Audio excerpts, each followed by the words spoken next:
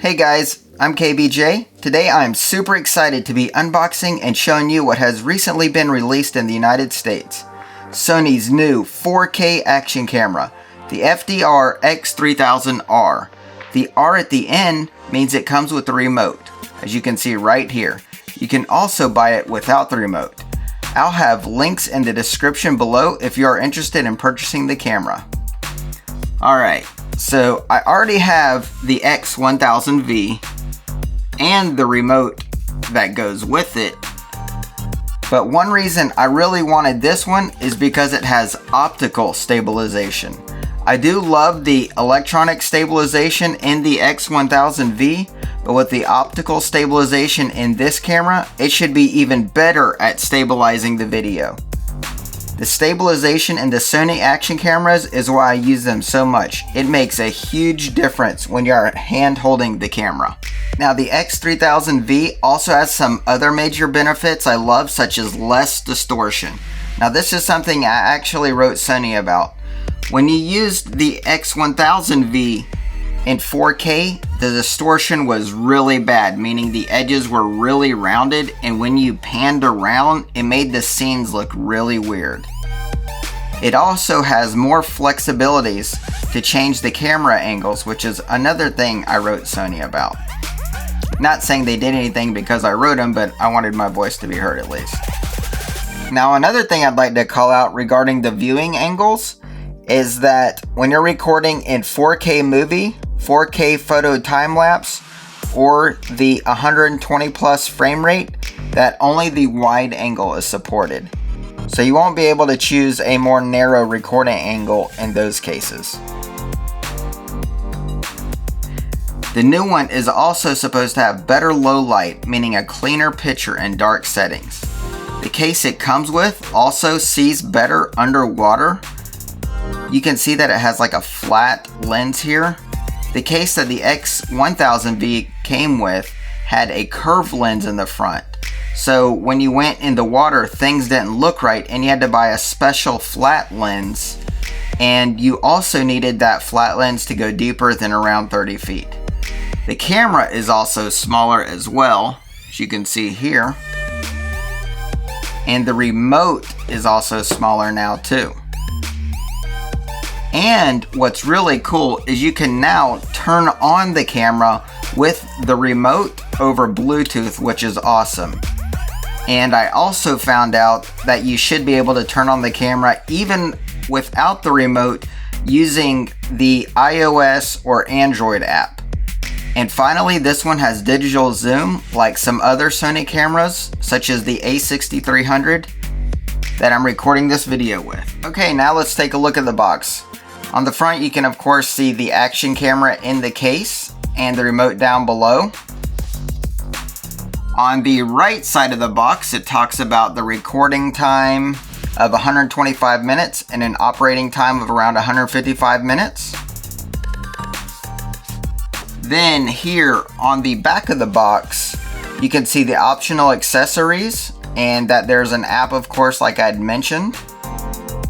Down here, it says what's included in the box. Of course, you get the camera, a rechargeable battery pack, the underwater housing, which you've seen. And with this housing and this lens that it comes with on the housing, you can go 60 meters or 197 feet. It comes with an attachment buckle, the live view remote, which you have seen, a belt, a cradle, and a mount adapter, and finally a micro USB cable. Here is the left side of the box, and you can see it talks about the balanced optical steady shot, which is the optical stabilization, and the case, and that it is splash proof. Now this is splash proof, and if you watch some of our other channels, you can see it's not wave proof. I actually had to spend some time getting my X1000V working after a wave had hit it on accident. And here you can see it has the ultra wide angle, and you can choose different angles, and it has that zooming capability. And then you can see with the remote, you can wear it on your wrist or on your handlebars, and it shows some features within the remote control.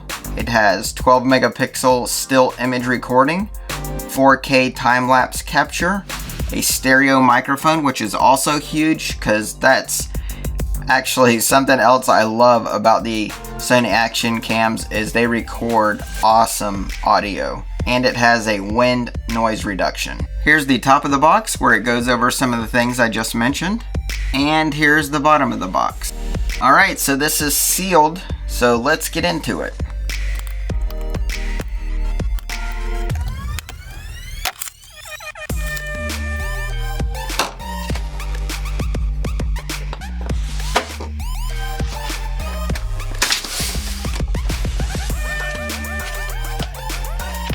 They never fail to impress me with how securely they get these cameras in these packages.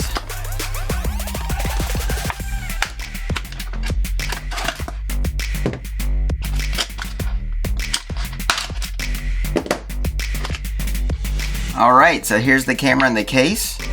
So you got the record button here. It has this safety switch here so you don't start recording on accident or turning it on. Here's the back in the waterproof housing. Here's the bottom. Here's the front. As you can see, the flat lens. Here's the other side. Got the button access right here. Let's take it out. This one opens a little bit differently. There we go.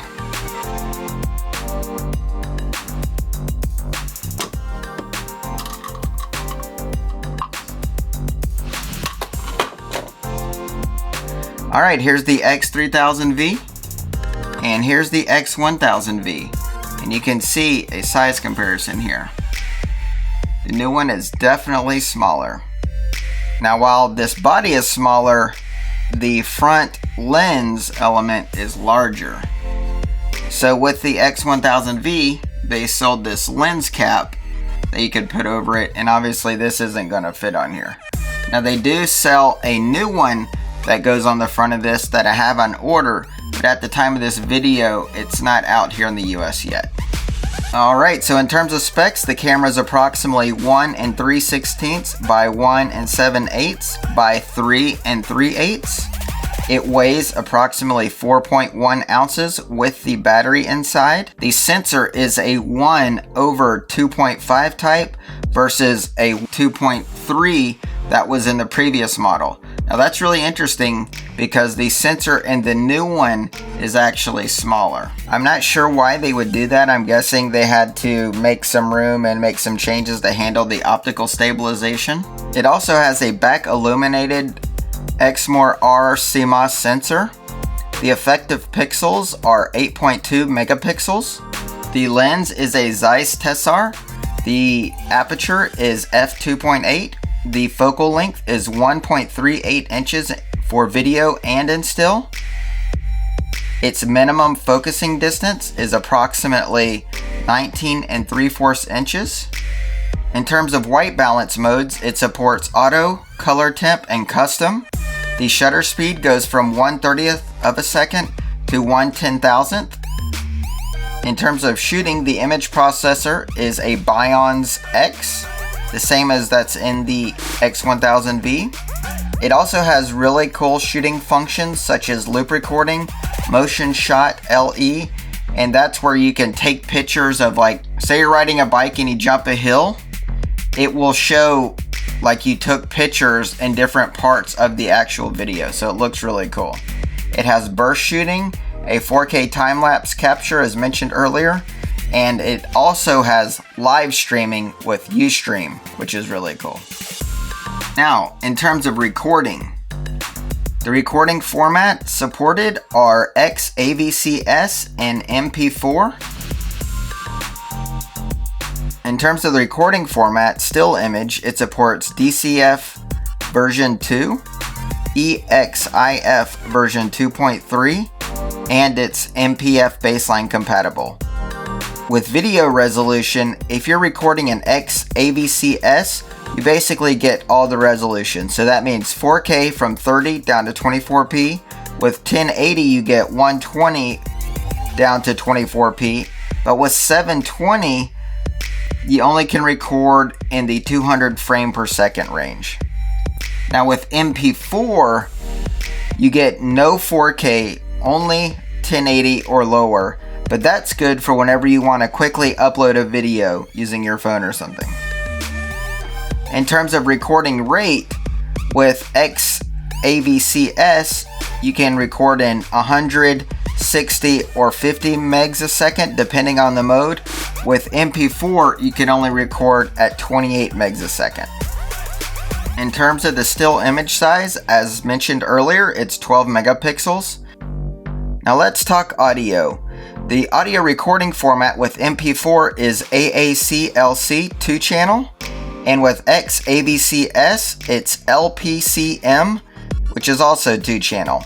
The microphones, which you can see here, the left and the right one, are stereo, of course. The speaker is up here at the top and it's mono. And down here, what's really awesome is it's actually a recording light. So now on this model, you have 3 recording lights. So you have one in the front, one up top, and one in the back. And that's really handy. In terms of the input and output jacks and stuff, down here now is where you put in the memory card. So you got to open it on the bottom and then put your card in. And I don't mind this because I'm not changing the card too much. Before, the audio jack was down here, so it could potentially get in the way if you were trying to use a microphone and you had it in a tripod. Now, to open the battery, instead of it being in here, you now pop this cover off and you pop it in here. And it snaps right back on. So we got it snapped on. And access to other ports are right back here. So we can open this up. This is somewhat similar to before. And there's a multi-jack, an HDMI out, and an input for a 3.5 millimeter microphone. And it does have plug-in power, so you can grab your little microphone or whatever that you use for your PC and plug it in right here, and it will record to the video. Now, in terms of power requirements, it uses the same battery as the X1000V, which I'm really excited about. So I'll pop this open and put this one in. Pop it in here. There we go.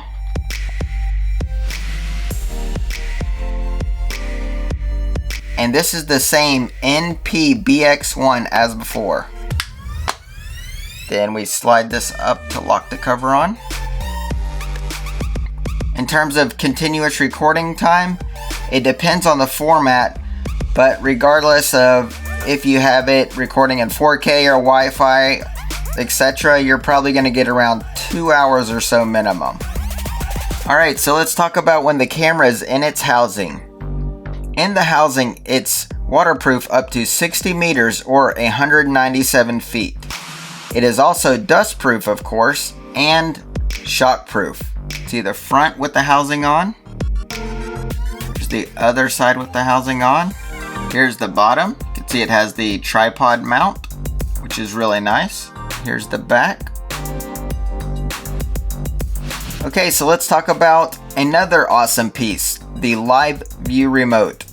The model number is RM-LVR3, and I believe at the time when I purchased the camera, I was reading on the website and it says you cannot buy the remote separately. So if you're thinking about getting this remote or you think you may want it, you're going to want to pick up the same model of camera that I bought, the 3000R, so you won't miss out on the remote. The dimensions of the remote are 1.88 by 2.07 by 0.75 inches. Here's what the back of the remote looks like. You can see it has some connectors here. The body itself weighs 1.62 ounces and it has a 155 minute battery life. It connects with Wi-Fi and Bluetooth 4.1. You can see how it looks compared to the last generation remote. Both of these screen sizes appear to be the same. I am curious to see if this one will work underwater like this one did. Sony said that the remotes aren't supposed to work underwater, but if I went underwater with this in the case and held them right next to each other, I was able to see and control the camera with the remote. Now let's take a look at what else is in the box.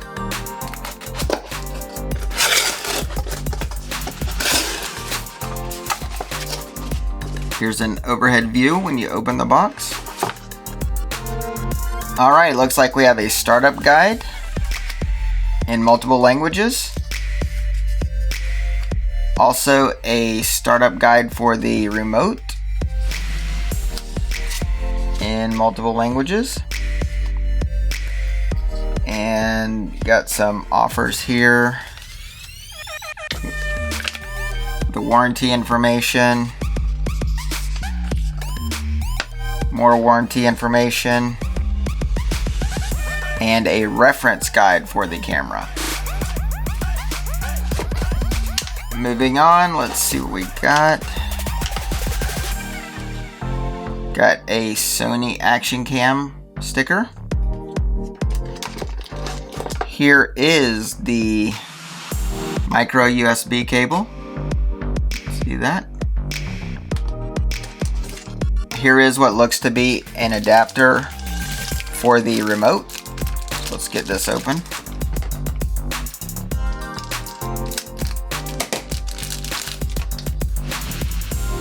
Appears to have a 1/4-inch tripod mount here on the bottom. So let's see if we pop it in.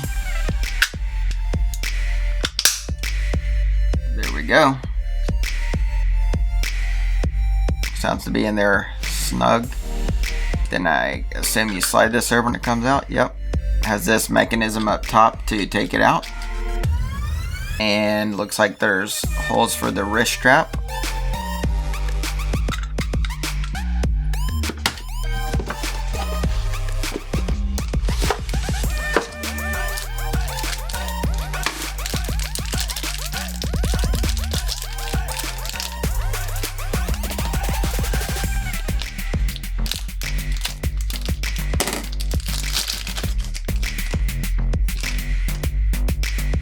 Here is a mount for the camera. It's like a variation of the GoPro mount.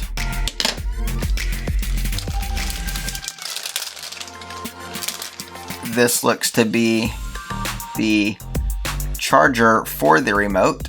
So you'll plug in the micro USB cable here, pop the remote in here. We can try it now.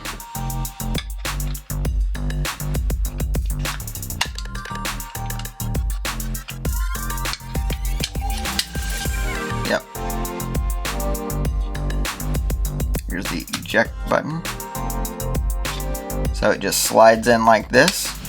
Then you use this to eject it out.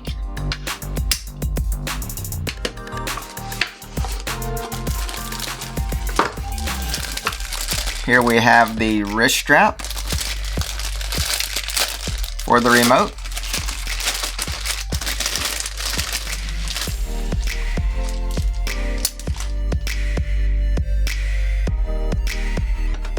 On the back here of the wrist strap, you can see it has a slide mechanism. Looks like basically everything has some type of locking mechanism for the remote. So we can pop that in, slide it over, and it is not going anywhere. So you can definitely feel safe when you're carrying your remote or putting your remote on something. In terms of it opening up, this wrist strap, got an interesting mechanism down here where it locks in wherever you want it, like that. Push it on there. Then it has this to keep the strap in place. Alright, and finally we have the battery, which I said before, it's the same one that was in the last generation. This is the NP-BX1. So I'm really happy it's the same battery. Alright, now let's power it on and go through the initial walkthrough. It asks you to set your time zone, so So I'll do that.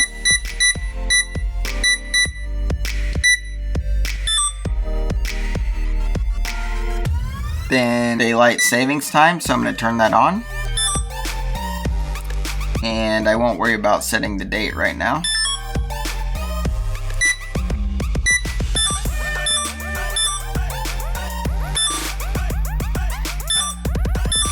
Do this stuff later.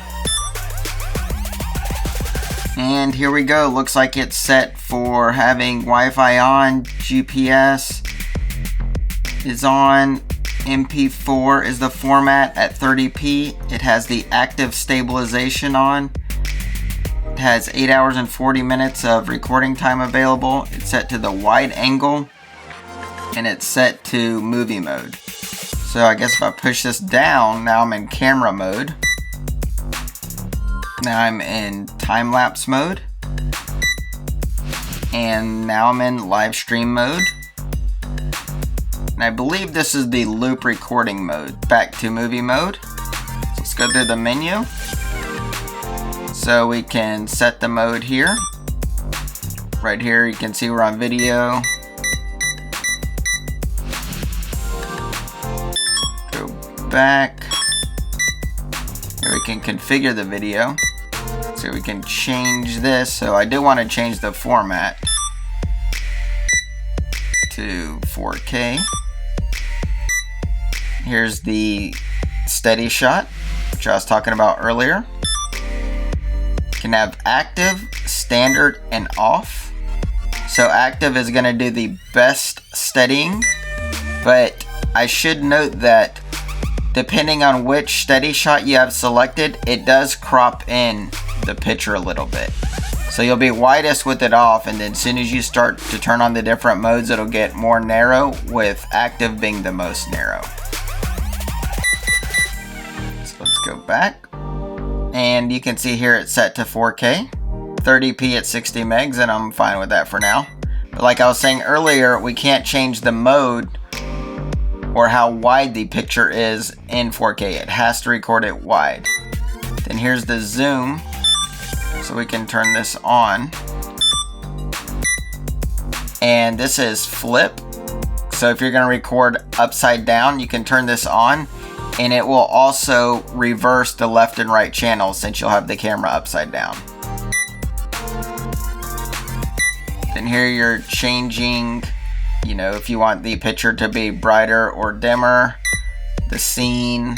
And here's where you can change the white balance. Here's the different settings. You can do custom white balance, which is really cool. This is like the color if you want vivid or neutral. This is if you want the microphone on or off. And also if you want to turn on wind noise reduction, you would do that here. Let's go back. So this actually has to do with output. And here's some more configuration. So here we have airplane mode. This is saying we have Wi-Fi on. And it also has a Wi-Fi high mode if you want to improve the range of your Wi-Fi. But that of course impacts battery. Here's the Bluetooth, which is on. This is for the remote in the camera, saying you can use the remote with the camera. We have GPS on. If you want to format the card, you would do that here. This is for time code. If you're using multiple cameras, you could get a remote to reset the time code at the same time. And then your cameras, as long as you set it correctly, can record the actual time onto the video so you can sync up if you have the right editing software. So your videos will be in sync perfectly while you're doing editing, although you recorded on different cameras. This is where you turn the remote control sensor, which I believe is right here, on or off. It's where you can change the HDMI setting. So you can say what it is. Pretty cool. You can turn on or off background music. You can have USB charging on or off. This is the beep that you hear when I'm moving around, so let's limit that. Let's also turn it down. Then this has to do with the recording lights. Like I was saying, this one has 3 lights, which is really awesome. And this is the one touch record feature. I do like that. So you can just push the button here and the camera will turn on and start recording. I think that's really useful. This will tell the camera to turn off after 60 seconds. And this is already set correctly for where I'm at. These are back to the time settings. Let's go back. All right. So with 4K, you can see the amount of time I can record went way down. With this card, I can record for 2 hours and 12 minutes. So let's try out turning on the camera with the remote. So let's turn it off. Got it off. I've got the remote here, so I'm going to turn it on. So that's fine. It's fine. I can worry about all this stuff later. Alright, so like I said earlier, you can turn the camera on and off with the remote. So I'm going to turn off the remote right now. You can see the camera is off. Now I'm going to turn it on. Turning on the remote. You can see how long it takes for the remote to turn on and for it to turn on the camera. So now the camera's on and now they're pairing.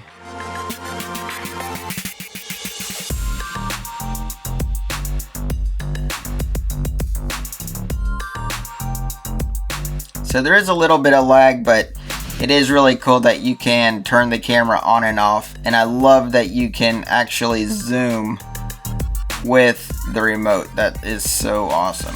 So I'm zooming in right now. Zooming out. Aim this over here.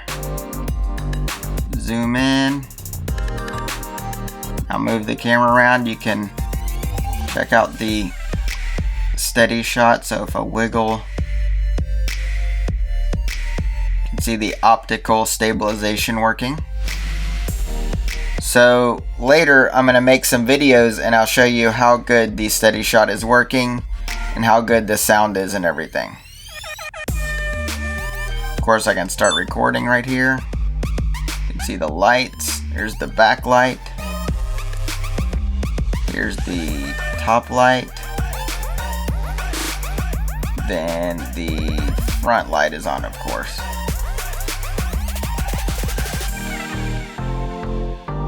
I can stop recording. So one thing that's interesting is after it starts recording, the screen does go off. You can tap it to turn it back on. It doesn't stop the actual recording, but it does that to save battery. So let's set this down and see if there's a setting to change how that works. So I've stopped recording. Let's go in the menu and configure the remote. Can see the first setting is actually auto display off, and I don't want that, so I turned that off. So here you can see there's a mirror mode, so you can reverse things in the pictures. That might be helpful to you if you're recording selfies. Then below you can basically just flip the screen of the watch and have it stay flipped all the time if you're wearing it on your other wrist. These are other time settings that we've seen earlier. And then you can also change settings that you can change on the camera. So these are all impacting the actual camera settings. You saw that when I was going through the menu on the camera. And then here you can basically break the connection with the camera. So that's what's happened. Now what's also cool about the remote is you can pair them with multiple cameras. So with just this remote, you could control 1 to 5 of the action cameras, which is really neat. And then here you can actually watch videos or look at photos that you've taken on the camera. So here we can also change these settings.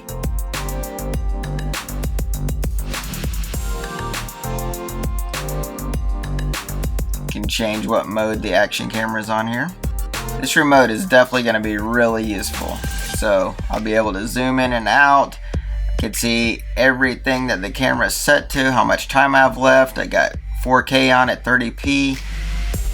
Got the active stabilization on, recording with the wide angle. See the time. GPS has any satellites. Bluetooth is on, Wi-Fi is on. See the battery life of the camera. All really good information. Shortly, I'll spend some time with the camera and post some sample videos taken so that you can see the stabilization and the quality of the action camera. Alright guys, thank you so much for watching. I hope you enjoyed this video. If so, please hit the thumbs up button and share with your friends. Also remember, I'll have a link to where you can purchase the camera in the description down below. And please subscribe so you don't miss the iPhone 7 Plus case and 6 Plus case that I'll be giving away if you're interested in that. Thank you again and have a great day.